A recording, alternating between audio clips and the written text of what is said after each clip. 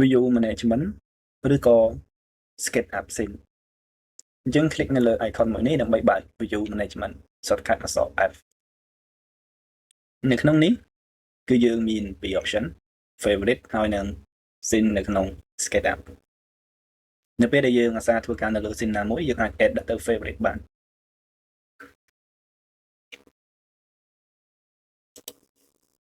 ហើយយើងមើលនៅក្នុងនេះ balcony យើងមាន lighting របស់យើង copy lighting នៅក្នុង night option lighting ដែលចេញពី natural light គឺអត់មានហើយវាបំភ្លឺដោយ artificial light នេះក៏ strong ដែរ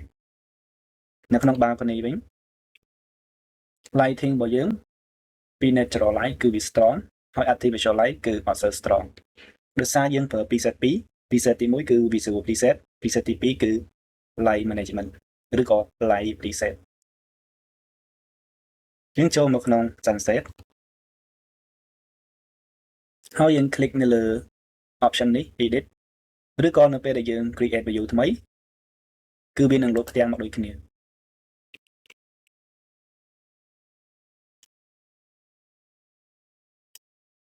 ផ្នែកខាងលើនេះគឺឈ្មោះរបស់វាហើយយើងឃើញហូបបេះដូងនេះគឺ favorite visual preset គឺយើងប្រើ preset របស់ sunset អញ្ចឹងគឺព័ត៌មានរបស់វា setting របស់វានៅក្នុង visual preset គឺមកជាមួយនឹង sunset option ដូចគ្នាដែរជាមួយនឹង light preset default របស់វាគឺវាអត់ link គឺវានឹង load បែប default cat light យើងចូលទៅក្នុងហ្នឹងហើយ select night ឬក៏ balcony option ដែលជាតំណាងឈ្មោះឲ្យ light preset ពេលដែលយើងចូលមក preset របស់ light គឺវានឹងទៅបែបនេះដោយសារទៅក្នុង balcony artificial light គឺយើងដាក់ intensity របស់វាឲ្យទាបខ្លាំង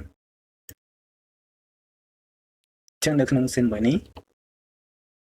artificial light គឺអត់សូវភ្លឺទេតែបើសិនជាយើង link ជាមួយនឹង night light ភ្លឺរបស់វាគឺភ្លឺជាងហើយយើងឃើញ option កន្លែងនេះនៅពេលដែលយើង click បានន័យថាយើង remove preset នឹងវិញយើង unlink preset អញ្ចឹងគឺវា បែកទៅ default preset ហើយ light preset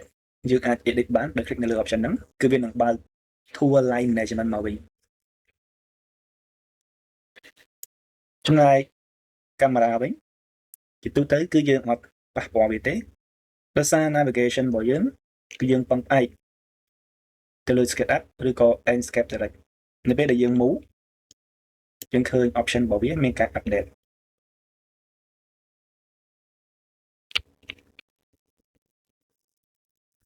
អញ្ចឹងជាទូទៅយើង navigation ហើយយើង create scene អញ្ចឹងប៉ាម៉ាយទាំងអស់នេះគឺយើងអត់សូវប៉ះពាល់វាទេតែនៅក្នុងករណីមួយចំនួនយើងអាចមើលនៅលើវាហើយ update កន្លែងតិចតិចទៅតាមលក្ខខណ្ឌជាក់ស្ដែងអ្វីដែលសំខាន់គឺនៅខាងក្រោម sun position នៅពេលដែលយើងប្រើជាលក្ខណៈ Enscape sun Enscape នឹង follow SketchUp sun នៅពេលដែលយើង enable option នេះបានន័យថាយើង override នៅពីលើ SketchUp sun អញ្ចឹងគឺយើង create sun មួយនៅក្នុង Enscape អញ្ចឹងនៅពេលដែលយើង move position របស់វា sun របស់យើងគឺ affect នៅក្នុង scene មួយហ្នឹង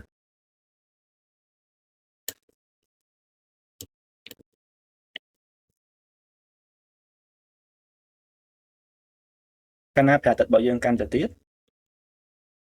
គឺវាមានលក្ខណៈក្រហម option sunset អញ្ចឹង click save គឺវានឹង store ព័ត៌មានរបស់វាបេះនៅលើអ្វីដែលយើងបាន select យើង add to favorite នៅក្នុងករណីដែលយើងអាសាបែកចូលមកក្នុង scene មួយហ្នឹងបើអត់ចាំបាច់ទេយើងអាចប្រើ scene ជាលក្ខណៈ SketchUp ទូទៅ